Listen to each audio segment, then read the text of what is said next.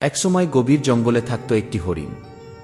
সবাই তাকে বলতো কি বোকা হরিণ কি, কারণ সে সবসময় নিজের সুন্দর শিং নিয়েই গর্ব করত আর নিজের পাতলা পা নিয়ে লজ্জা পেত। সে ভাবত, এই পাগুলো না থাকলে ভালো হতো, শিংটাই তো আমার আসল সৌন্দর্য। একদিন জঙ্গলে হঠাৎ বাঘের গর্জন শোনা গেল। সব প্রাণী পালিয়ে বাঁচার চেষ্টা করল। হরিণও দৌড়াতে লাগলো জোরে জোরে। তার পাতলা পা তাকে খুব দ্রুত এগিয়ে নিয়ে যাচ্ছিল। সে ভাবল, আহা, আমার এই পাগুলোই তো আজ আমাকে বাঁচাচ্ছে।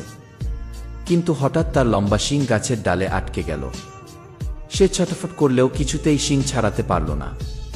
বাঘ কাছে চলে আসতেই হরিণ প্রাণপণে পা নেড়ে শিং ছাড়িয়ে দৌড়ে পালাল। সেদিনের পর থেকে হরিণ আর নিজের পা নিয়ে লজ্জা পেল না। সে বুঝল, যা আছে নিজেদের মাঝে সবটাই মূল্যবান। যা নিয়ে হাসাহাসি হয় সেখানেও শক্তি লুকিয়ে থাকে।